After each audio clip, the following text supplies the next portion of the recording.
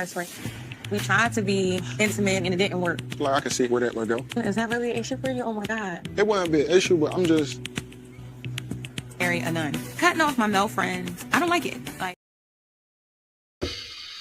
Hey guys, welcome to Little Black Book 91. We're talking to you guys about Ready to Love. Yes, this is my elite breakdown of this particular episode, and I have a treat for you today because I'm really going to go deep. I watched it twice today, so you know I went and really studied what I was seeing. I think it's a really important episode because of the amount of information that was actually given on this particular episode. For instance, we got to hear more about Rose's background and her growing up in a foster home. We heard about Hussein growing up in a group home.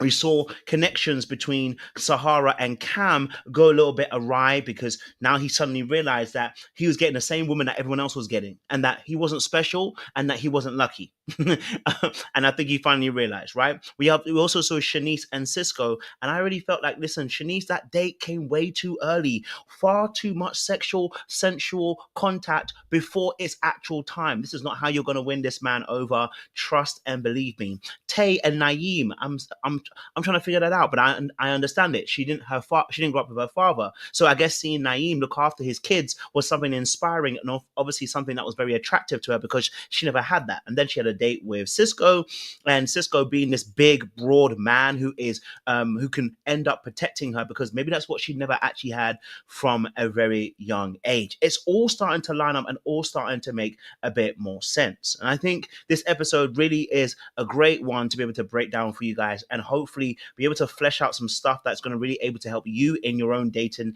experiences if you notice some things. Okay, so before we do anything else, make sure you do me a massive favor. You're liking, you're sharing, you are subscribing, you're clicking on that wonderful bell button for notifications of the uploads. Yes, we're talking to you guys about Ready to Love once more again. All right, cool. So my first one I want to talk about, I want to break down first and foremost. Let's start from the very beginning, which was, and I haven't got it in order, but do you know what? Frick it. We'll just do it as we come. But we've got Cam and we've got obviously SAHARA. Okay, we've got Cam and SAHARA and their situation, and we're going to break them down as well for you guys. Okay, because I think this is a really powerful one to start breaking down. Hopefully I can get my clip because baby, I guess I ain't got the clip. I thought I had it, but I don't think I have it. All right, no worries. Okay, cool. So let's break down obviously SAHARA and Cam. Now, SAHARA and Cam, the situation that happened with them two is that Cam thought he had somebody different, right? Cam thought that because he was able to get her to be somewhat malleable and believed that because she was somewhat listening to him, he was going to get a different woman. In fact, I think he felt special knowing that he had the ability to have her ear. But this is a really good lesson for anybody out there. You're not special. Okay, all right. You haven't got the magic touch. That person's only going to show you who they are eventually. You're not different. Okay, and if they don't learn to grow and if they don't learn to change, I can guarantee you they are not going to do anything different than what they did before. And that's why Cam is now experiencing what everybody else is experiencing. It's not because necessarily he's a bad person or he's causing her to flip out. He's suddenly realizing that he's getting the same person. Okay, he's realizing he's got the same person that everyone else was seeing. Okay, so she don't want to be here. Stop thinking about you. It's not about you. At the end of the day, we already established that those type of people ain't for you, right? Right, but if I keep being sat down and chastised with the same.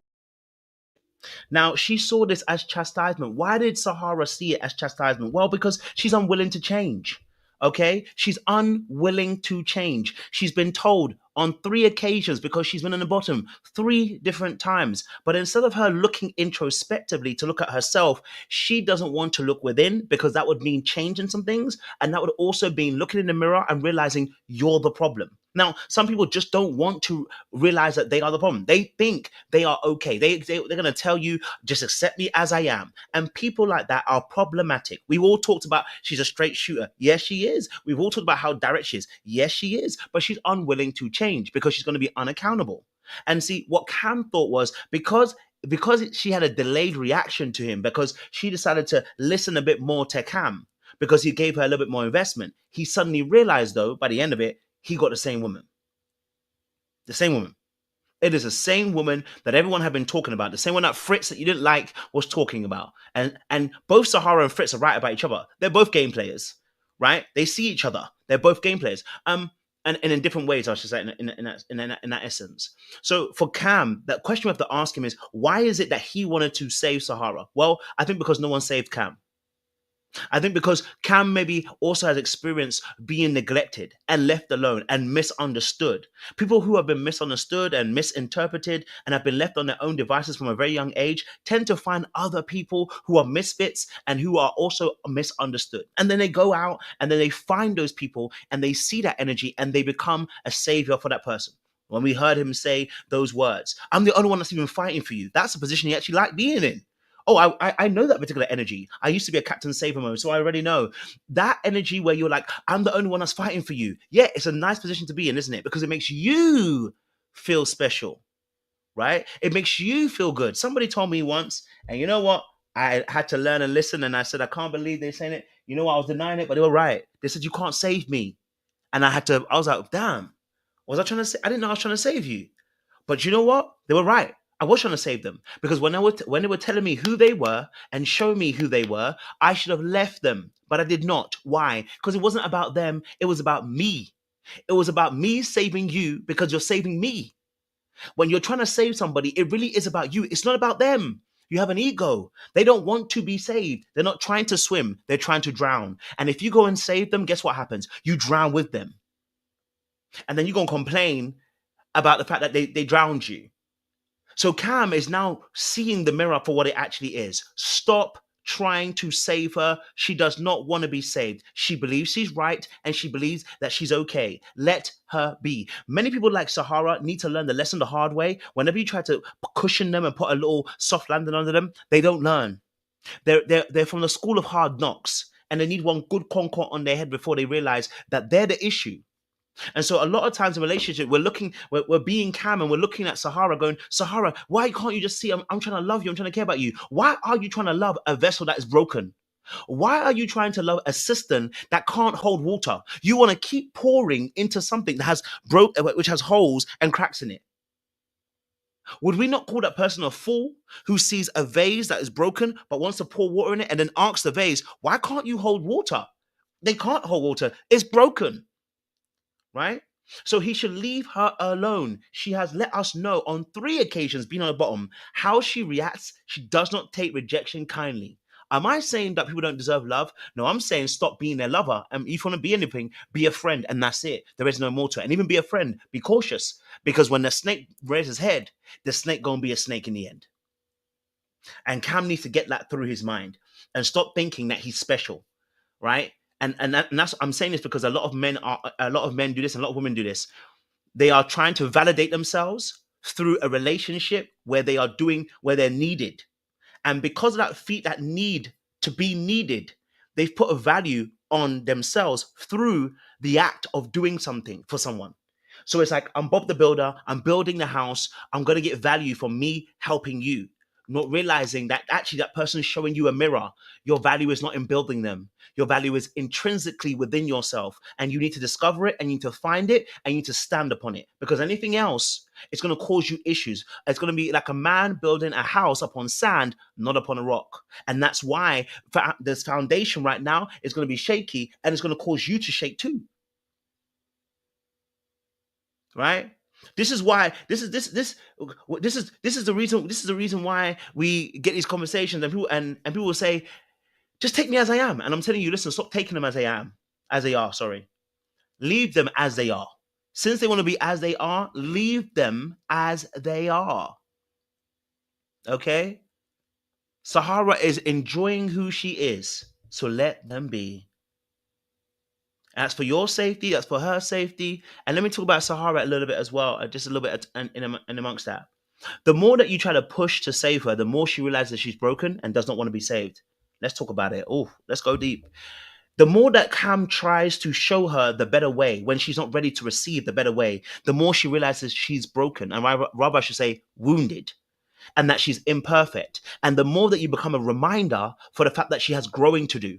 And the more that Cam shows himself up to be more, the more she's gonna have to realize that there's a long journey ahead of myself, and I am not ready to undertake it. Have you ever tried to get someone to do something when they're not ready to do it? It's impossible or nigh. They don't want to do it. They're grumpy, they're annoyed, they're pissed off, they're resisting, they're being passive aggressive, they're doing everything but actually going where you want them to go because they're not ready. You're asking someone to go out on a long journey without them packing their bag and without having the appropriate attire and clothes and the right mentality to even go out on a long journey.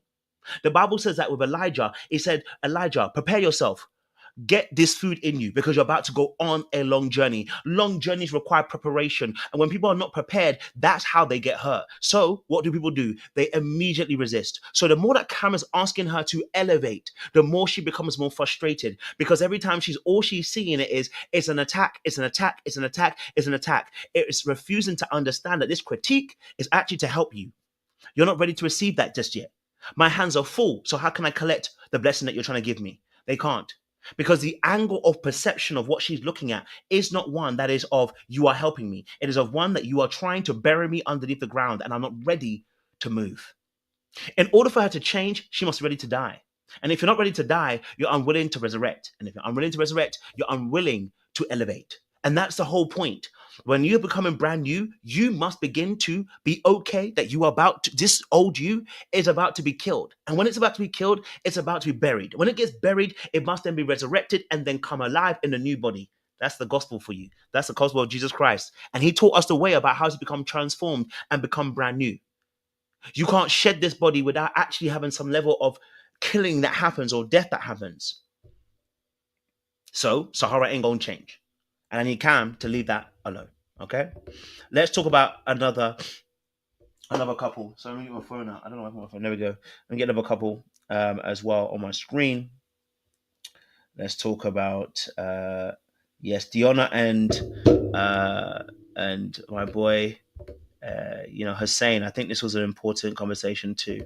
Okay? This is another one. Too much judgment kills the love. Too much judgment always kills the love. Okay, if you want love to grow, kill the To be judgment. honest, you don't seem like a communicator. I'm gonna be honest. I am. You know what I'm you just give sharing. me? You give me, if you don't like something, you linger on it. You don't tell somebody right away. It has to be something to trigger you to say it. And then you finally wind up and say. Now, shout out to Deonna and Hussein for bringing this about because I think it's a really powerful conversation to have. I think it unlocks a lot of things that are happening in the dating realm. So let's talk about it. Deonna has kind of shown us this energy already. She did this with Cam. When Cam came along, she immediately judged him and based on his height, all right, and said and immediately kind of discarded him because of his height.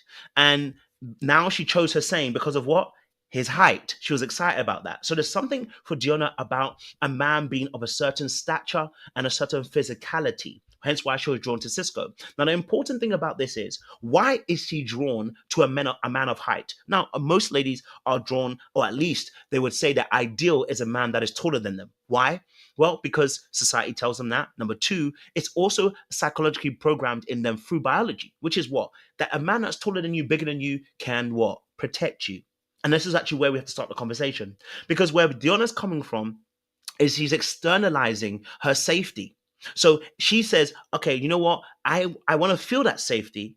I want to have a man that's bigger than me. I want a man that's taller than me. It makes me feel some level, quote unquote, of safety. So she chose Hussein, right? Like she chose also Eddie, okay? Right? Now, what's important about this particular aspect is that in the conversation with Hussein, she made a judgment and then voiced it. Now, that's where we have to start the issue. You see, Deonna, I believe, is very defensive. And she's not as open as she thinks she is. Just because she voices her opinion does not mean she's open.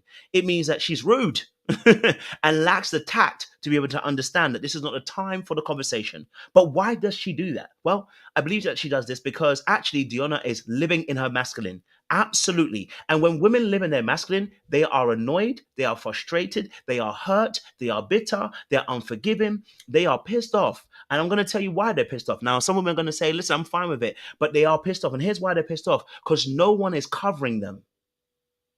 That is why they're living in their masculinity, because they haven't had people cover them and they do not trust people openly to cover them.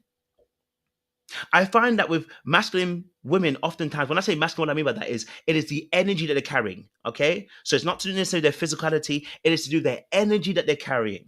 Right. And when masculine energy presents itself in a woman, it's very defensive. When feminine energy is presented in a man, he's very offensive. Okay. All right. And so the masculine energy is oftentimes comes up in a woman, because we have both, by the way, but it comes up because what has happened is in your youth, you have been let down by people who are supposed to be pillars and covering for you. So what you learned very early on is I must cover myself. So if no one else has got my back and no one's going to cover me, then I must cover myself. What that does is it breeds what we call hyper independence. Now, what's really interesting about this also is a part of what we call the avoidant attachment style. It's very much similar in that particular way, right? The avoidant attachment style speaks about hyper independence, and I can't rely on anybody else. I place a high value on my own ability and a high value on myself, but I do not place value on others because they will likely let me down and I will be disappointed. But what that also breeds is what we call projection. Many people who have an insecure attachment are actually projectors. Why? Because they have to find some level of control. So the level of control in this instance is that when I have a thought, I start judging you early. And when I make that judgment, my actions are going to proceed. Somebody who's balanced doesn't make a pronounced judgment too early. They let you know that they are open to understanding, discovering, and inquiring about you first. Now, we all make judgments, by the way. That's a human nature. The question is, will it lead to an action? When we make judgments and often make an action, it's usually from a place of you having some level of, I know how they're going to be. You're already assuming ahead of time. Now, you may be right. And actually, I think Deonna was right. He is somebody who probably will sit on it a little bit and it will build up. But why does she have to say it? She's going to tell us that she's very direct. She's not.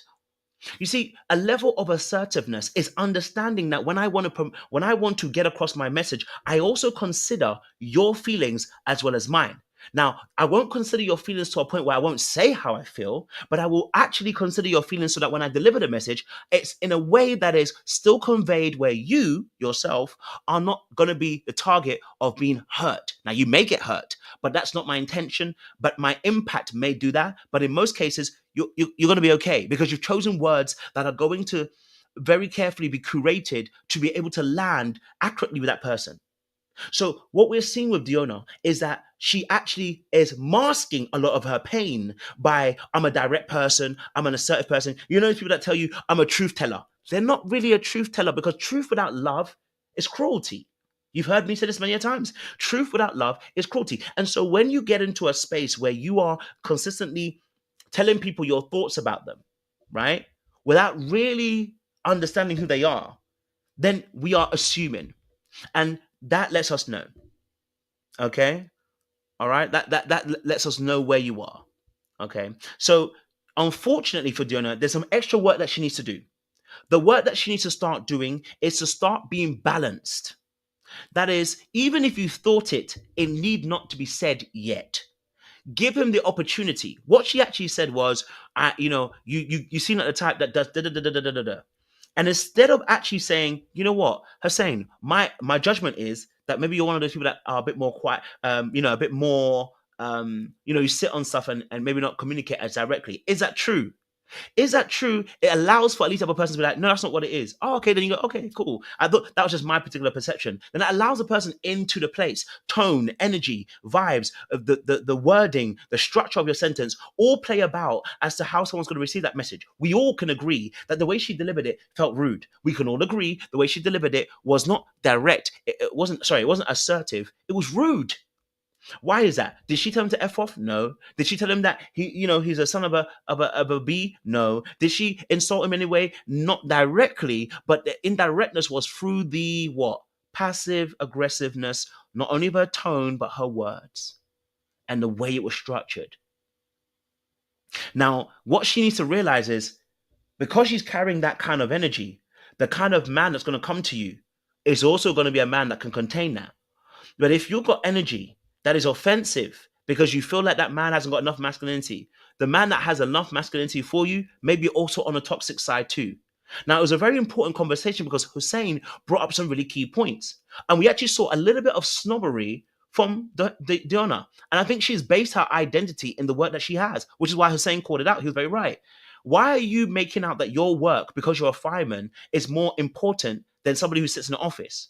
No. I mean, in some sense, it is. You're saving lives. But why do you have that mindset where you're almost put yourself on a pedestal because you save lives? And that level of arrogance, nobody likes. Now, do I think that Deonna is naturally arrogant? No, but I do think that because of the way that she is always trying to maybe show out a little bit, trying to show that she has value, unfortunately, she does what toxic males do, which tells me that because of the masculine framework that she's existed in, she's picked up a lot of the toxic masculinity. She's trying to prove to us that she's worthy through the job that she does.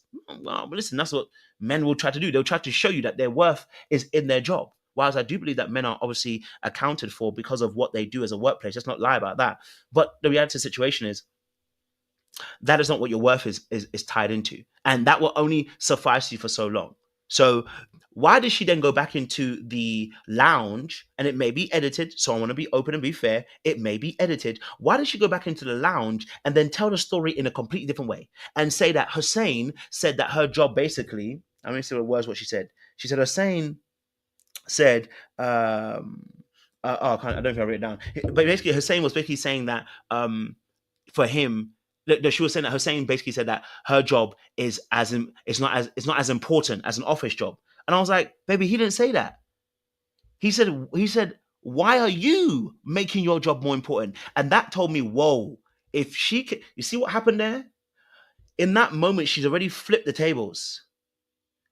And I said, listen, that unaccountability, Deonna, that needs to change. And when men and women live in the wrong energies, when they live in the feminine and the masculine, they often become a very big problem. Because when you get women that live in the masculine and the men that live in the feminine, they tend to do things that are counterintuitive to actually having healthy relationships because they're coming from an inverted space. So how does she get to the play? How did she get to the end to be able to say no to our brother Tommy, that he was letting her, that Hussein was saying that basically her job is not important? Did he say that? Sis, come on. He didn't say that. That's not what he was saying, right? And I think that feeds back into, again, that Deonna needs some work on herself a little bit more because there's too much defensive energy and too much judgments that she's making, okay? All right? When you are in that space where you make actions based on judgment rather than your inquiry to ask more questions to further understand, okay, then you are the problem, okay? And then the last point that she made, which is very important, she said, and I hope this was a, I don't even say a frankenbite. I hope this is more of a mistake on her part, like a slip of the tongue. She actually said these words. She said, I'm not the one to text every day. And I said, wait, what? She said, yeah, because of my work, I'm not the one to text every day. Now, I hope what she meant was, I'm not the one to text all day. I hope that's what she meant. Because I would understand if she doesn't text all day because she's got a very laborious job where she has to work and it takes a lot of energy. So maybe texting all day might not be the issue. I hope that's what she meant. Because if she meant every day, I want you to know that somebody who tells you, I'm not the best, I'm not going to text you every day, I'm not going to call you every day, that is not your man, that's not your woman. Now, very few people, yes, there are exceptions to the rule, and you can claim that. Hey, I hear it. But majority of people, if you love that person, why are you not calling and texting every day? We are not in the 1800s where we go to war and we don't see our partner for months on end, okay? We are not biblical characters. We are 2025, and if I'm on Instagram all day, why can't I chat to you every day? You get me? So I really hope that she meant all day and not every day, because that would be setting you up for a fail, okay? Let's go to our next one. All right, let's go to our next one. Naeem and Tay. Let's do our next one. Okay, so Naeem and Tay. She just wants to laugh and be loved. She just wants to be loved and to laugh as well. Let me play my little clip for you guys. as well for naming critical Tay. care nurse, like when people are at the end of their life. You just want to be surrounded by people Especially that you those love times, right. and the people that you know. You want me to take care of you, Snake? Yes. Okay. But I will return the favor as well. Like, I'm definitely going to be there for my person at the end of the day. Okay, so Naeem and Tay, let me be very honest with you. Look, I think when we learned a bit more information about Tay later on with Cisco about her father had abandoned her when she was very, very young. Obviously, they've got a better relationship now. Now it made more sense. Okay, it made far more sense why Tay is willing to be open to someone like Naeem, who has 5 kids and 3 baby mothers. Because at this point, we are asking ourselves, Tay, you are a beautiful woman, you're young, you are successful. What is it that you want with somebody who has 5 kids and 3 baby mothers? Okay, and here's what she'd want from Naeem. Once she saw, and she actually said the words, because she has seen him be a great father, this is what also drew her in. Why? Because she did not have a great relationship with her father. Oftentimes, the wounds that we encounter as young individuals play a massive role in our adult relationships. So, Tay, in that instance, not having her father figure in her life, but seeing a man be a great father, this is now becoming an attractive space, right? And what you must realize is also because the father plays a role of protection. So if she sees Naeem doing that for her kids, there's an assumption that he would do that for the woman that he's with, even if the information has come back that he hasn't been the greatest partner in the past. Because what she's looking from is the lens of her wound into the situation, rather than looking at it from an objective point of view. Now, it's very hard to do that because, first and foremost, if you're carrying a wound, you can't just get rid of the wound. And so this is why at this particular point, I can see why, number one, she might be drawn to Naeem. But there's another thing in here, number two, and I really want to go deeper into this aspect. I know a lot of people are saying Naeem's got game. He has got some game, but we have to keep it all the way 100.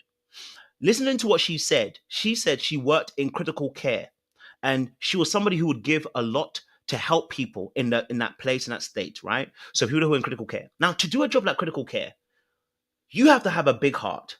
You have to be somebody who loves to give, somebody who's willing to do the utmost to help other people. But what I also find with people like that too is that oftentimes they are carrying what we call anxious wounds. What does that mean? I mean that they are always in a space of giving care because they're always overgiving. And they base their identity in their ability to give. And they actually overgive. So much that they overgive is that they self-abandon their own needs in order for others to have. The problem with this is if you self-abandon, you actually do yourself a disservice. Why? Because actually then, as you get into relationships, you choose people who are takers, not givers. And in relationships, there must be an equilibrium of giving and taking. But as I've said before about attachment styles, the anxious attachment is often focused on trying to prove that they are worthy, prove that they are loved, prove that they're wanted, prove that they deserve to have someone in their life. And this is the actual biggest issue. And this came about because the conversation that she had with Cisco later on was the most important, when they both described the fact that they had been abandoned as young kids. In fact, this wasn't the only one. Rose said it, HUSSEIN said it as well, that they had been abandoned by the father figure. Okay. What then happened is that Tay, okay, in some instance, all right, looking for Tay in that instance has an abandonment wound. So actually, it makes a lot more sense. I'm gonna break this down a little bit more. Hold on. Let me stay there. Let me stay here. The abandonment wound is often attached to anxious attachment. In fact, let me bring up my screen because I don't want to talk this alone. Let me get my I'll get my thing up on here so you guys can see this. Hold on now, because you know me, I like to use props. You know what I'm saying to you. So hold on. Okay. All right. Let's go to my anxious. Okay. So my anxious stuff. Right. Okay. So the anxious people. Okay, I love them and I appreciate them. Okay, this is for my I guess my notes that I've been doing for my other channel. But I thought I can bring something, right? As I said in this particular as you can see thing here, is that they take on other people's needs and then abandon their own, and they are willing to serve. They're willing to be empathetic, care about other people, but they do it at the expense of themselves. Do you know what I'm saying to you? Right? They do it at the expense of themselves. And this is actually the biggest issue. Because I think that Tay is one of those people that she abandons herself to accommodate other people. She's doing it with Cisco, right? The same thing is happening with Cisco. And so unfortunately, what we need to actually understand is that Tay isn't operating from a healthy space. She's actually operating from the wounds that she's carrying. That is why people like Cisco and that is why people like Naeem are getting the benefit of the doubt. And so now with Naeem also carrying this abandonment wound, okay? The abandonment wound that she's carrying, what that tends to do is that also makes you very flighty, right? As she said to Cisco, she says, if she sees that you're off, she's out. That's when I realized, oh, so she's not anxious. No. So then we have to go further deeper and go, she's not anxious. People that are flighty are not your anxious people. People that are flighty are actually your fearful avoidance. They are not your anxious people. But because fearful avoidance also carry the same wounds as an anxious person, you might think she's only anxious. Flighty people are fearful avoidance. And this is really important too, because in some instance, then we can understand why she's quick to run away from when she starts mirroring their behavior, if you want to call it that, or rather she feels something and runs away. So what's going to happen is Tay is going to show up beautifully in the beginning. I'm telling you what's going to happen. Tay's going to show up like this wonderful, amazing, loving, caring person, just going to have your back on anything. And then she's going to choose somebody who actually is self-sabotage. Okay? She's actually choosing people that she's going to self-sabotage. Why? Cisco provides no safety. And yet she said, I was unsafe because I wasn't sure if you were secure.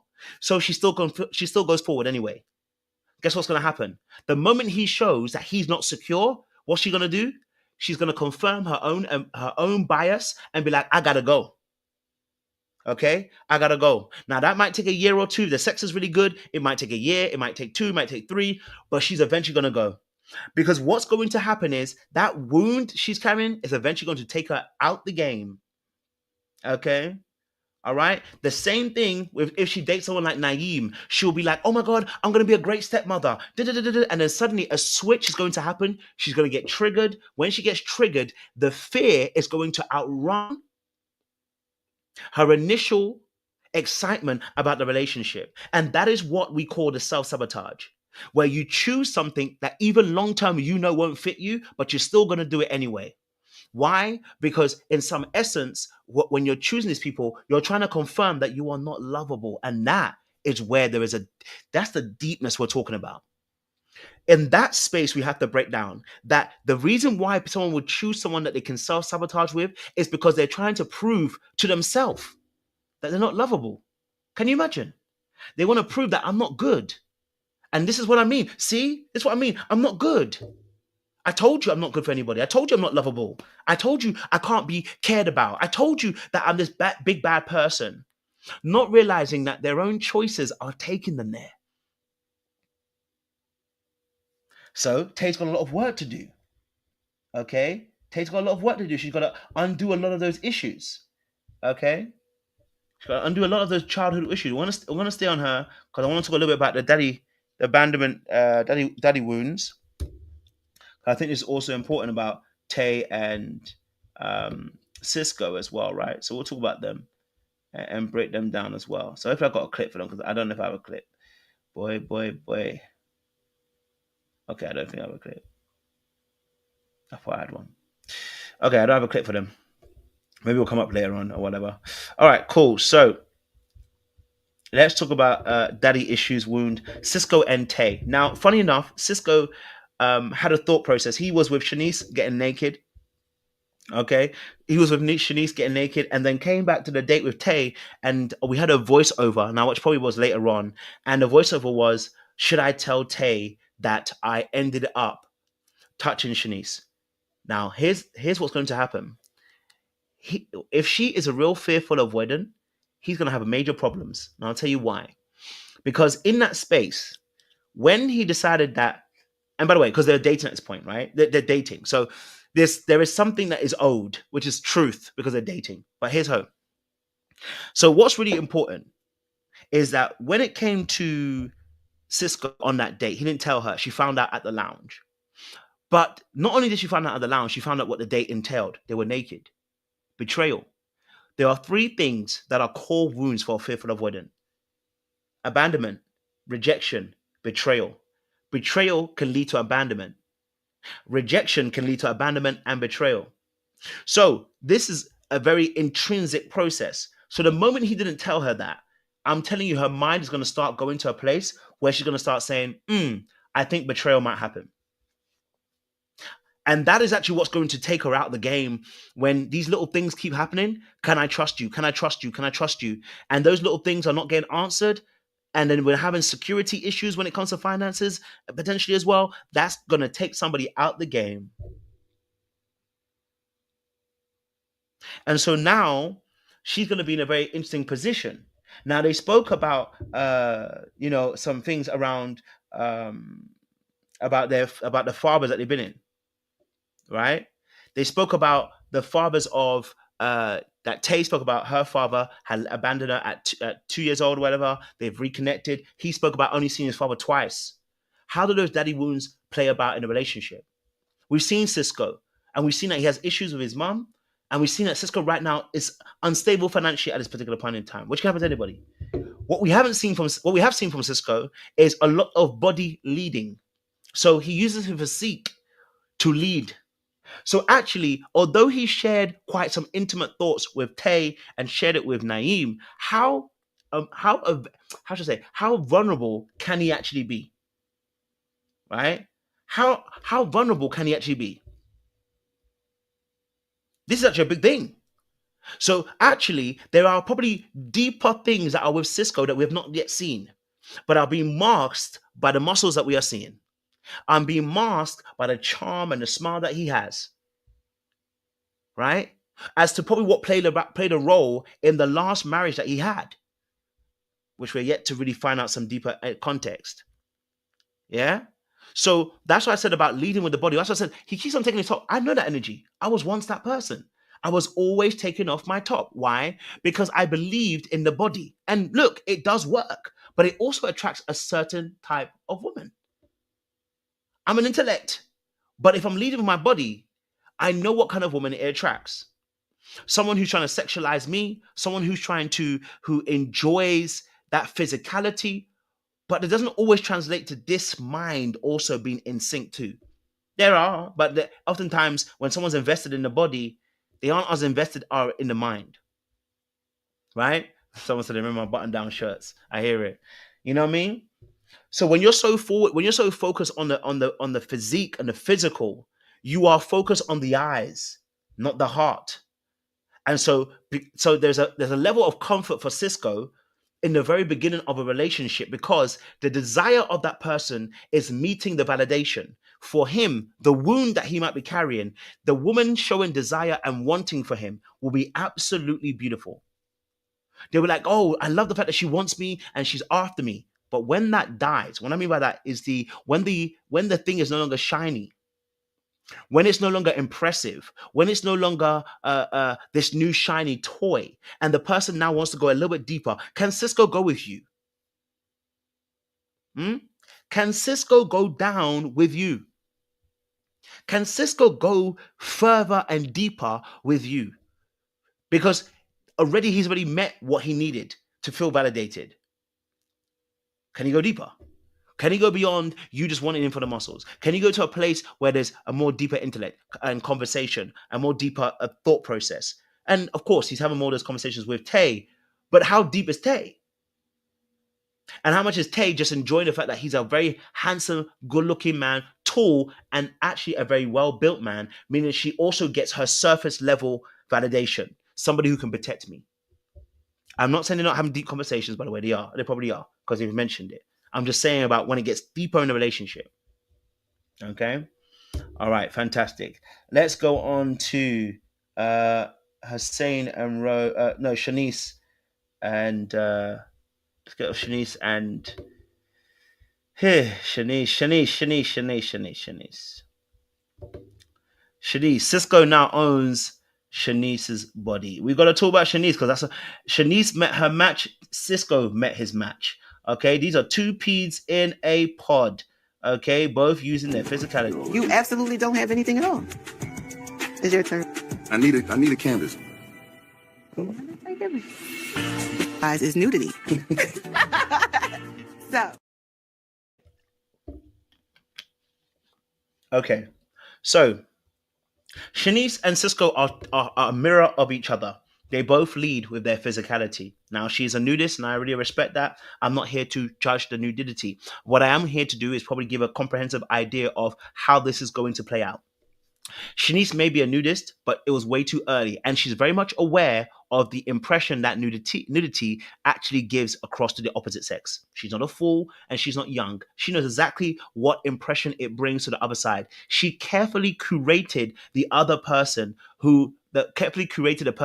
who she wanted to tap into, Cisco. There are a couple of reasons why Cisco. Number one, because he is her mirror, and she knew he would understand and he would not deny. Number two, because Cisco is somebody who she probably wants to have a lot of sex with. She is very highly sexually attracted. Because she didn't do the Fritz, so why Cisco? Because she's highly sexually attracted to Cisco. And because women oftentimes want to bag somebody for sex, but date someone else. So let me give you an example. She wants to sex Cisco, but wants to end up with a Fritz. It happens. Women do it all the time, right? Play with a bad boy, but settle down with the so-called good guy, right? The other aspect of this is that she's also marking territory. She's doing something that's very intimate and very personal with somebody who's still open in the process. And actually, in that particular place, the marking of conquest here is against the other fellow competitor, Tay. Maybe she felt a little bit desperate, that she had to make up room and ground because Tay already had Cisco in her sights, because Tay and Cisco had already gone quite a bit of mileage already. So they may have been her trying to catch up, but this then gave a bit of an air of desperation. Again, just like I said with Cisco using his body with the ladies, Shanice also too using her body, and it's an amazing body, by the way, fantastic body. But you using that body to draw in that man when that man is not yours is most times going to end in sex and not a relationship. It's going to end in situationships, not a relationship. And if it ends in a relationship, usually that person just wants sex from you, and that's where you're going to have issues. Right? So using her body to try as a dark arts to get Cisco all the way to herself. But that only holds a man's attention for so long. Right? For only so long. And here's my thing too. She's identifying with his trauma. And I totally hear it. But the trauma is not sexy, baby. None of you are sexy in your trauma. That we are almost kind of like we are beginning to come together based on the fact that he has also been homeless, she's been homeless, and it's like, wow, amazing. And I'm telling you, babe, that's not where you need to be bonding. Bond on actual good quality characteristics, and ideas and values, ambitions, goals. Base your bond on that. Don't base your bond on the trauma aspect. I used to do this a lot, so it's very hard to get out of that space because you just feel like it's so amazing that we both can talk about some deep things. They are important, but you need to be ready also at the same time to talk about things that actually you like. Let's talk deep, but let's talk about what you like, what you want to do, like where do you want to go, like what do you see? And I'm not saying they don't have those conversations. I'm saying that just look at the behavior from Shanice here that led to this aspect. Now, Cisco did also something very interesting. He wrote Cisco on her chest. Cisco has owned her without actually owning her. Sorry, he's owned her without actually paying a price. What price has he paid? Shanice, what price did Cisco pay to own your body? None. You have given him the cow and the milk without paying a fee. What? Because he's good looking. So what is there to be left?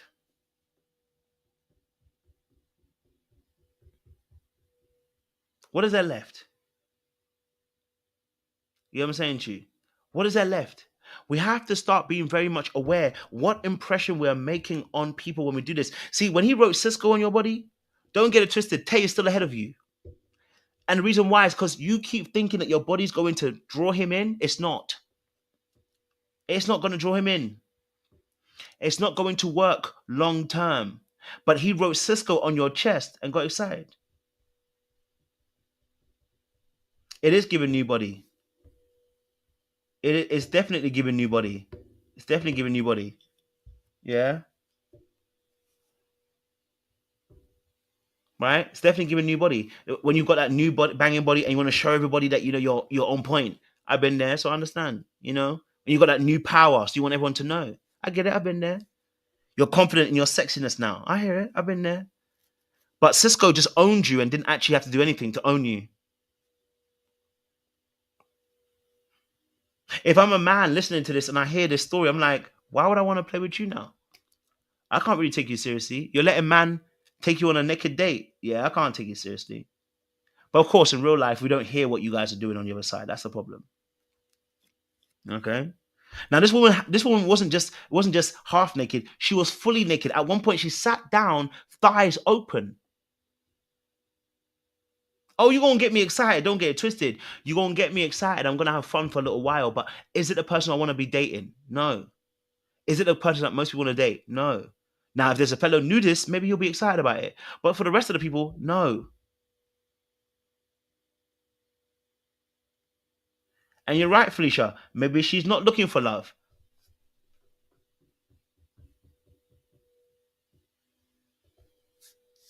Okay. So this is the darkest arts that she's using. Okay. This is the dark art she's using, and she's using it to try and draw in Cisco and I believe she's fighting against Tay to draw him in. Sis, stop it. If you wanna just bang, you can do that behind the scenes. We don't need to see those kind of dates. You wanna have sex, just wanna have sex with him, go ahead and do it. Okay. There's no need to plan that date. You know what I'm saying to you? There's no need to plan that date. It's a waste of time. Okay. It's interesting as well. I want to get to the next point. Yeah, that's it. I'll leave it at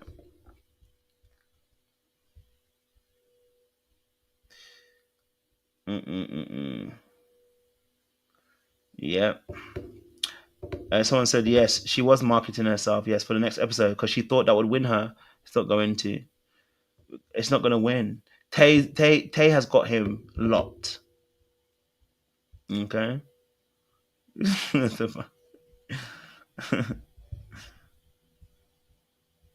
Okay. All right. So next person, I'm going to Eddie and Angie as well. Okay, let's go to Eddie and Angie. Boy oh boy. Let's about Eddie and Angie. Angie keeps a man in her back pocket, baby. Angie, what are we doing? Here's my best friend. We tried to be intimate and it didn't work. Like I can see where that would go. Is that really an issue for you? Oh my God. It wouldn't be an issue, but I'm just Marry a nun. Cutting off my male friends. I don't like it. Like. Okay, let's be very honest here. Angie and Eddie, I don't know why they were even together, even trying to play this game in the first place. I don't know why. Okay, all right. I don't know why. But hey, I thought Eddie was looking for a mum, and I felt like she was, looking for a toy boy at this point. So I think they perfectly match, but don't match. Okay, let me be very fair. Let me be very fair. This situation with Eddie and Angie. First and foremost, I understand why he wants a woman to be a mother, figure. Wants a woman to be somebody who's going to clean, cook. He wants a traditional wife, and he wants to go to work and earn the bread. Nothing wrong with that at all. The traditional aspect is actually a beautiful thing. If you can afford it, fantastic. Now, here's my thing. The thing that she asked her was, what do you like about me? And he said that the fact that you're a mother. And I said he doesn't like her. I want to be very fair. If a man tells you that he likes the fact that you are a mother, he doesn't like you. Yeah, he doesn't like you. He likes your functionality, not you. He likes your role, not you. He does not have an investment in you. If I tell you that I like the fact that you're a father, if a woman says she likes the fact that you're a father, it's slightly different. Now, unless you got kids, if she's a kid and she says, I like the fact that you're a father, when you ask her why do you like her, yeah, you might want to watch out. But if a single woman says, oh, I like the fact that you're a father, then you might take that differently. But the fact is, if you say to somebody, why do you like me? You say, because you're a mother. He's not talking about you. He's talking about the role that you play, functionality. I love the fact that you cook and you clean. That's functionality. That's a role you play. I like the fact you paint walls. That is a role. That's functionality. That is not what you like about them. Okay? When someone says, what do you like about me? You said, well, I love the fact you smile. I love your energy. I love the fact that you're kind. I love the fact you're compassionate. I love the fact that, you are thoughtful when you deal with me. You know what I'm saying to you? I love the fact that, that you take your time when you do this. Or sometimes I watch you and I see you and you have this little crinkle in your nose. But they're noticing things about you that they like. You, outside of the role you play, you as a person, right? Because then the first thought I started thinking was, okay, he needs a mum. He don't want a wife. He wants a mum, right? And I said, oh, he needs a mother. And that's gonna be functional. That's gonna be a functional relationship. Ain't gonna be a loving one, because I ain't gonna be the one that he really wants, right? If you want someone who you really would want, right? And I get it. He has a child as well. I think he has a child as well. Okay. But still, it's about what you like about that person. I think Eddie may like the older women because there is something about it in terms of the mother nurturing care. I think there's something deeper for Eddie because remember, obviously, we know that he lost his father very early on. I think he might be trying to replicate certain behaviors that he's seen with his mother from that into actual relationships. Maybe he's seen a very strong woman, or maybe, I don't know, maybe he saw a very nurturing woman. However, I think he's trying to replicate that into the relationship. Again, obviously losing his father so early on too can do things to you, right? It can make you feel like you've been abandoned, even though you weren't necessarily abandoned. It can make you feel like you're abandoned. It can make you feel rejected, even though you weren't rejected. It can make you feel like that you are without that aspect, right? And it can make you angry. It can make you hurt, but it also can make you look at the opposite sex and go, "I need someone to do what my mum did." Now, of course, we heard him earlier on say about wanting partnership.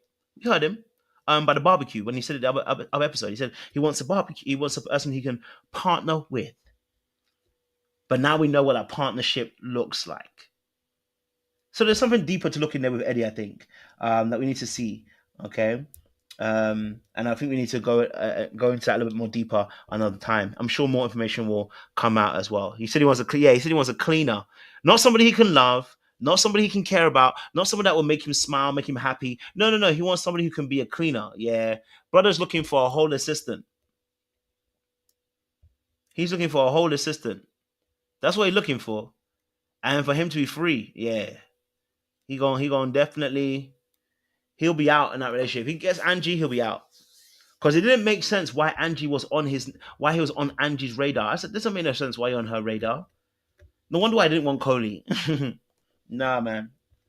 Okay. Now, the other aspect of this video is talking about Angie's statement about a best friend. I want to play the clip again because I was actually astonished. So let's just play the clip one more time because I am Here's my astonished. best friend. We tried to be intimate and it didn't work. like I can see where that would go. Is that really an issue for you? Oh my God. It wouldn't be an issue, but I'm just Marry a nun. Cutting off my male friends. I don't like it. Like, Angie, again, is very much somebody who I believe, let me even play a little clip for you, okay? All right? Because this is how I feel about it. Get what I'm saying to you? I'm not going back to my ex. You know what I'm saying to you? I can't go back to my ex-girlfriend. I can't go back. You know what I'm saying to you? Yeah? We can't go back. You say, no, I'm born again. Glad I'm born again. I am not. Yeah, we ain't going backwards. Listen, if you end up doing something with somebody, they are not your friend anymore. Okay, they are not your friend anymore. Okay, so Angie trying to keep a friend around, they're not your friend and they haven't been your friend. The fact that you guys got intimate to try it means you're not friends, Angie. So why is Angie keeping that friend around? Well, because it's a source of validation. Right? It's a source of validation for Angie. And see, Angie hasn't been in a relationship, but she isn't out of one either. Let me explain what I mean by that. Angie is still getting her emotional needs being met by this person who there has been affection and intimacy with. Now, I don't know who likes who. It might be she likes him and he don't want her, or he likes her and she don't want him. But either way, there's some validation going on. And with that validation is an emotional connection that is which is providing for the emotional hole that she feels. If the guy likes her, then she's being validated because somebody wants her and desires her.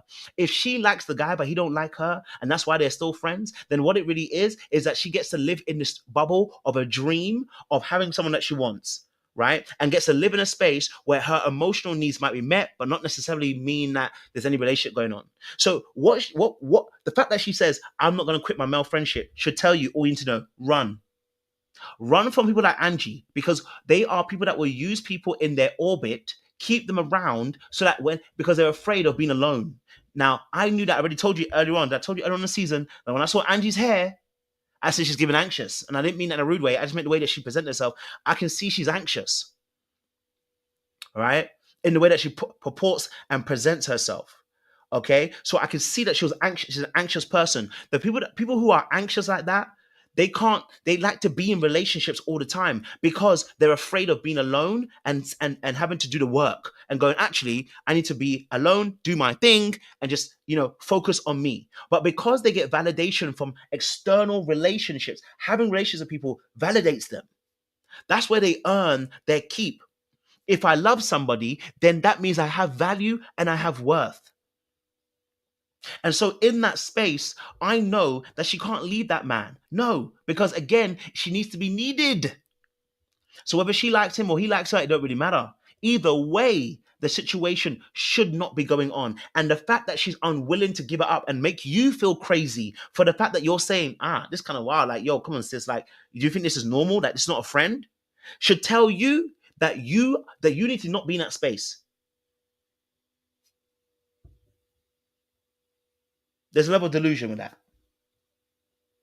Okay? There's a level of delusion.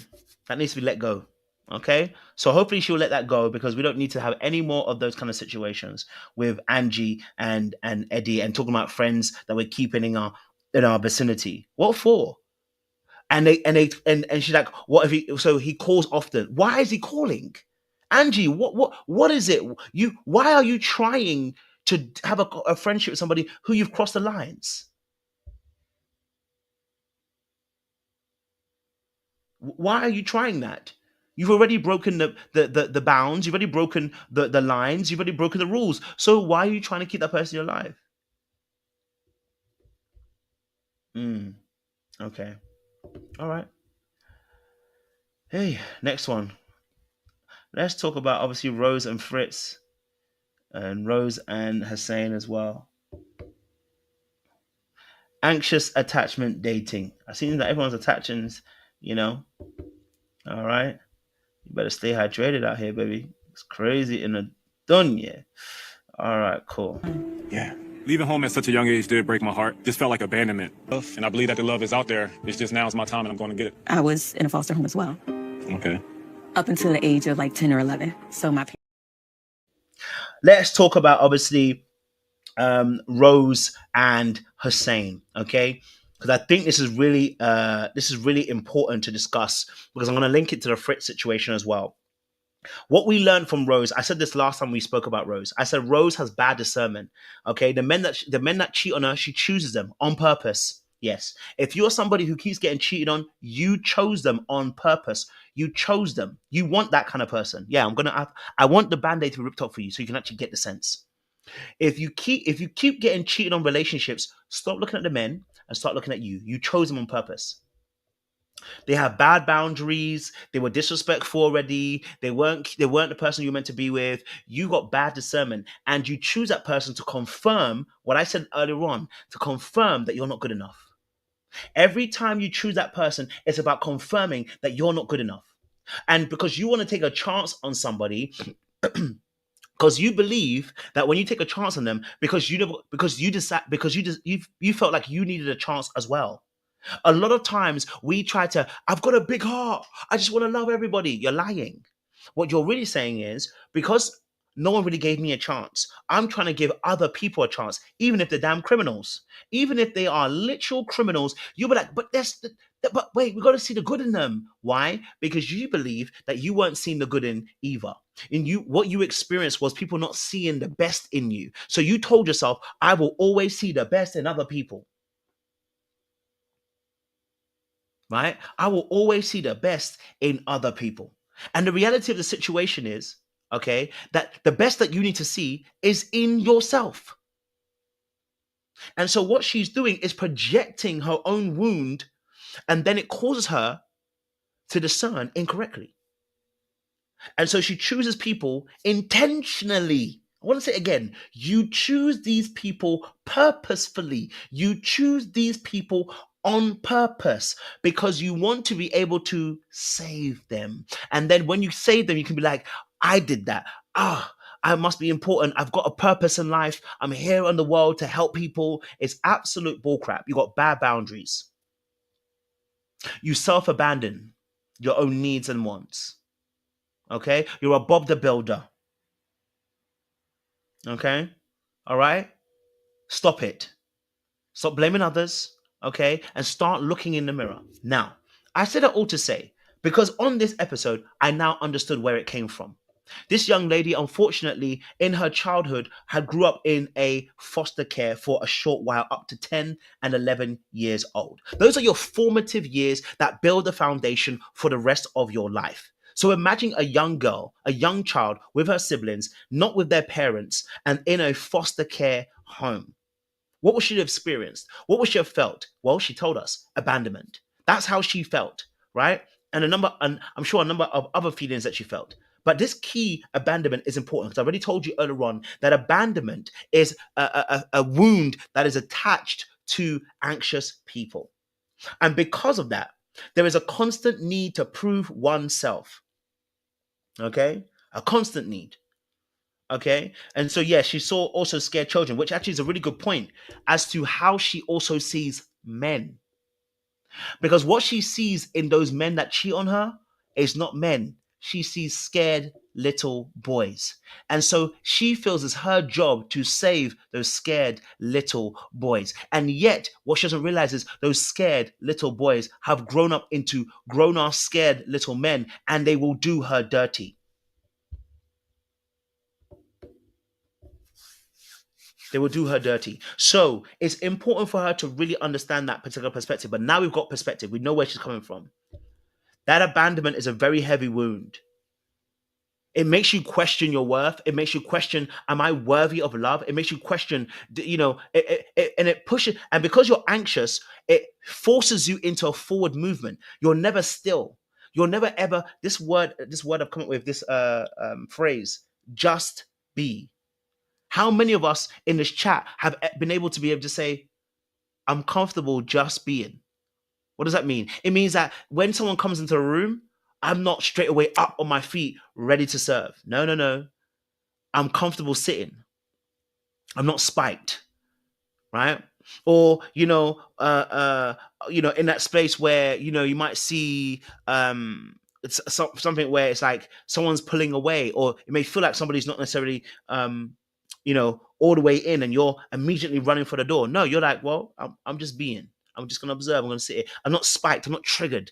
But when you are in that space that you can't just be yourself without having to do something to prove your value, that's a painful place to be in, because you'll always be in places where you're having to run.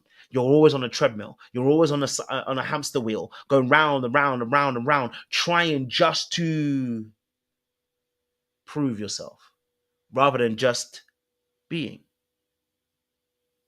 Having value by just existing. Knowing that you're worth something by just existing. That's the hardest thing. Not just for anxious people, for avoidant people too. Because avoidant people also feel like they must earn their love. Fearful avoidant people feel like they have to earn your love. And they can't receive love until they've earned your love.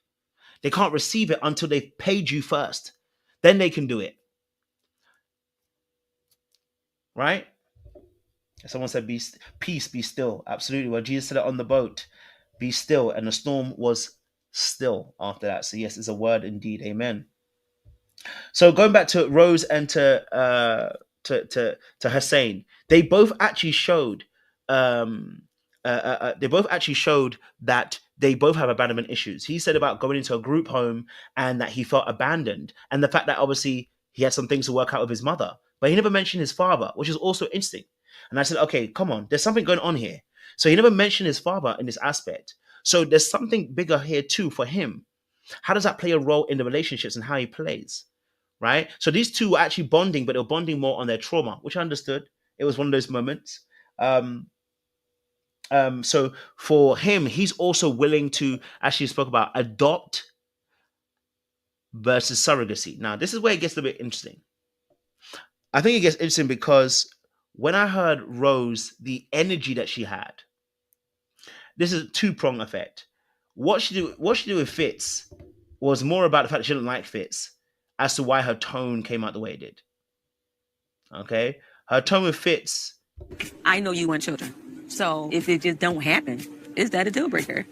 And today, you can get a surrogate. Nope. Carrying my child. I would adopt, if anything.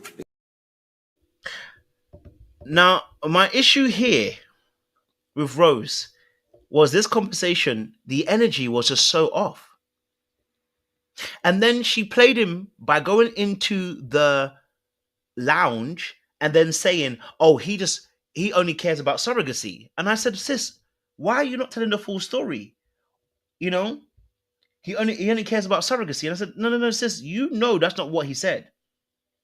Okay? That he believes in surrogacy. Why would he not believe in surrogacy? Sis, you are telling us that you have miscarriages. God forbid. I mean, I should have any more. I pray that you don't have any more, sis. But why are you pressed about him saying about surrogacy when the conversation is about you not being able to have kids naturally? So that told me straight away, you don't like that man. You really don't like that man because the energy should have never been that way. Never.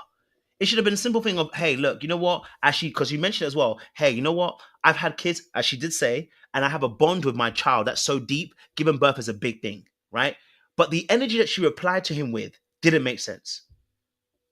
Okay? Didn't make sense. And that is the energy you give somebody when they're like, ugh, when you just can't stand somebody. Right? You can't stand them. That is the whole point. So that energy, I was like looking at Rose like, whoa, Rose. I mean, hey. I'm looking at like, what's going on?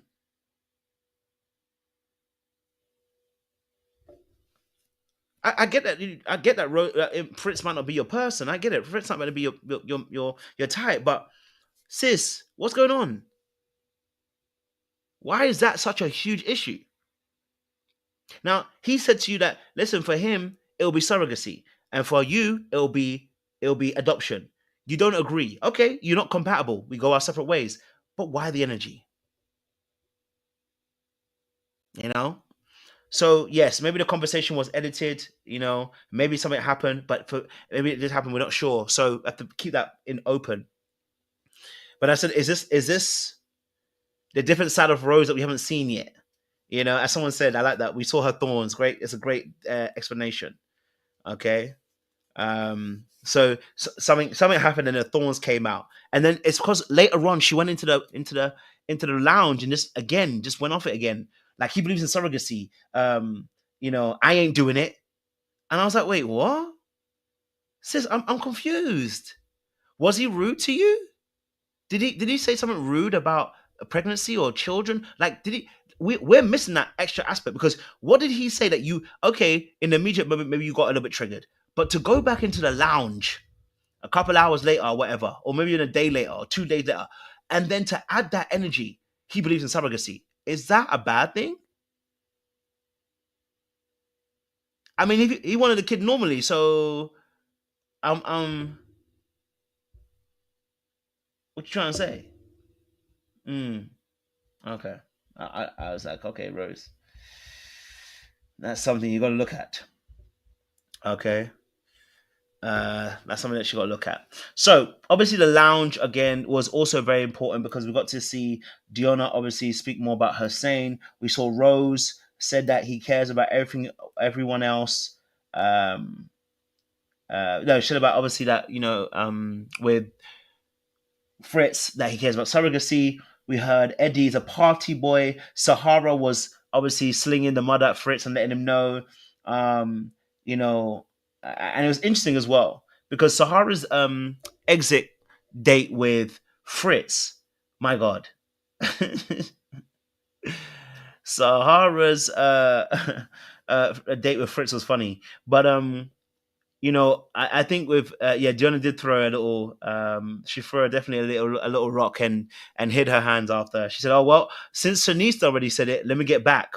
Clearly, Sahara has rubbed off at the other ladies, and they're a little bit annoyed. Okay, all right. I think that's because Deonna was like, "I'm gonna get Sahara," but then they backed off, and I think it's because Ciara is sounding like somebody who's here for TV, just like I think Fritz is here for TV. Like I think that's why Sahara. And if the question was, why is Sahara still talking to Fritz when she already said he's a copy and paste? It was given Mr. and Mrs. Smith. Oh, she couldn't wait to tear into Fritz, boy. When she got Fritz, I said, Sahara, wait, hold on a minute. Hold on, Sahara. Wait, hold on a minute now. Hold on a minute, Sahara. How you gonna get annoyed at Cam trying to educate you, help you out on your situation, but you got a lot of mouth for Fritz and telling him things that you actually the one that said it. No one else. You said it. I said, nah, get the heck out of here, Sahara. You out here playing. You know what I'm saying, Chi? You know, I said, see, you talking about all the things he done. I said, sis, is this how you want to be spoken to? Because you was not having it when Cam was talking to you, right? You couldn't wait to tear into Fritz. It seemed very personal, and I'm not even mad at it because I think they're both the same people. Fritz was taking it on the chin, but I think it's because both of them are the same kind of people. Okay.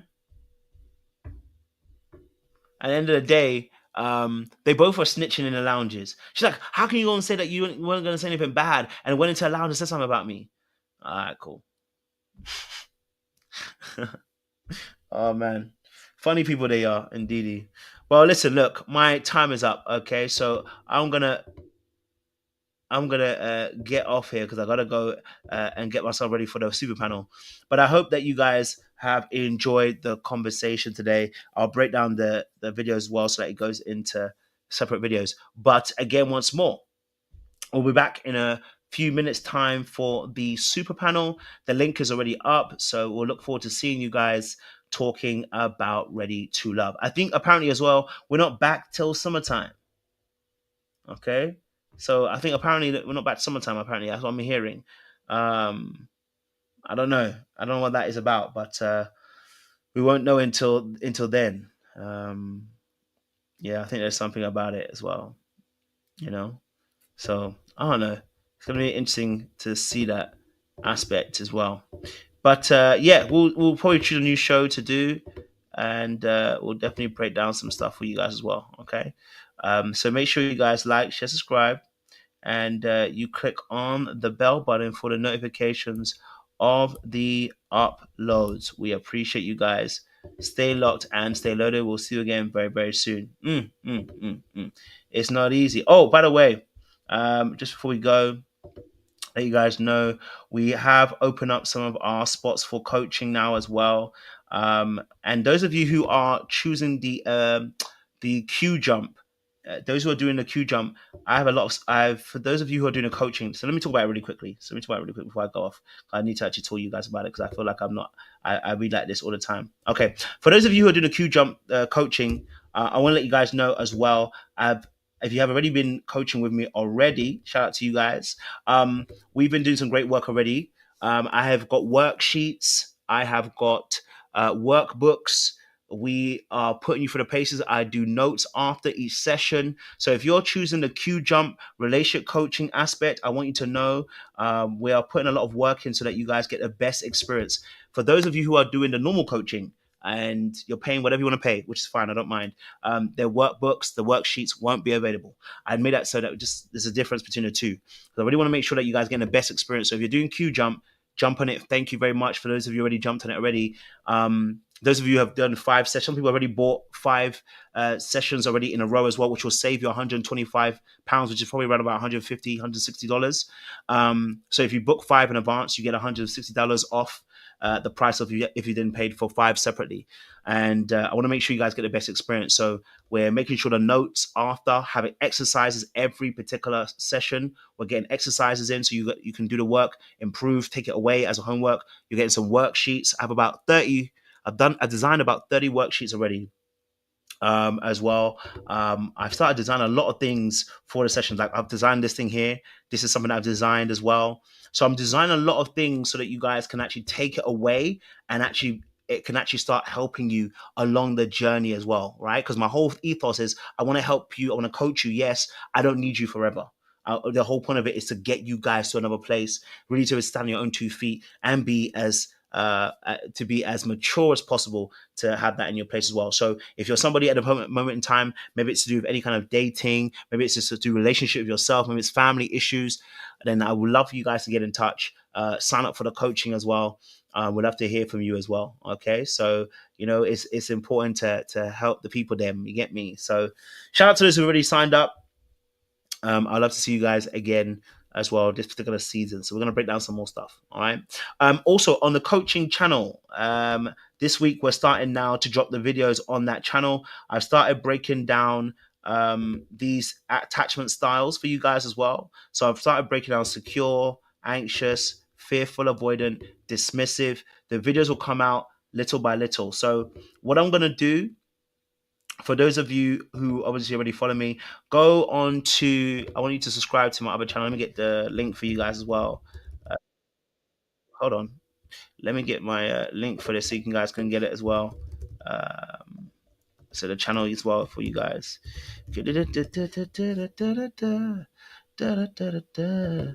All right, cool. Let me get, there's a link. Fantastic. All right, so I'm gonna put a link in a chat for you. LB91 coaching channel. Love that. So I'd love for you guys to just be able to sign up. I should sign up or subscribe because we are dropping the videos now on that channel. So what I'm going to drop is videos concerning attachment styles. So if you're interested in the attachment style, learning about it, wanting to understand it better, get a better understanding of them all, I want you to know that we're dropping all those on that particular channel. So you'll see a lot more content coming on that channel weekly basis. I've filmed 5 or 6 videos already this weekend. I'll probably do a few more again this week. So that there's a lot of content on that page about attachments. So you can learn all about it on LBB 91 coaching channel. So we're going to do a lot more content around that. If there is something specific also that you want to learn about or you want to know about, please do email me or message me and see if I'll see if I can get around to researching it and maybe putting out a video for it as well so we can help coach you guys along the way. Okay. All right. Someone said with the upcoming recession, we're going to be in the clothes and someone laughed myself. I ain't going to be in the house. Yeah, well, you know what? The way that, suddenly, apparently we got some resolution between Russia and Ukraine. Who knows what's coming up this place. So, yeah, I hear you. I definitely hear you. All right, cool. So, we're going to love you and leave you. I appreciate you guys. Stay locked, stay loaded. We'll see you again very, very soon. And again, don't forget to subscribe to our LBB coaching channel on there as well. The link is in the chat for you guys. Love to see you guys on that side of the fence as well. All right. Much appreciation. We'll see you again soon. Back in a few minutes. I know what to do. Such a beautiful girl walking down the street.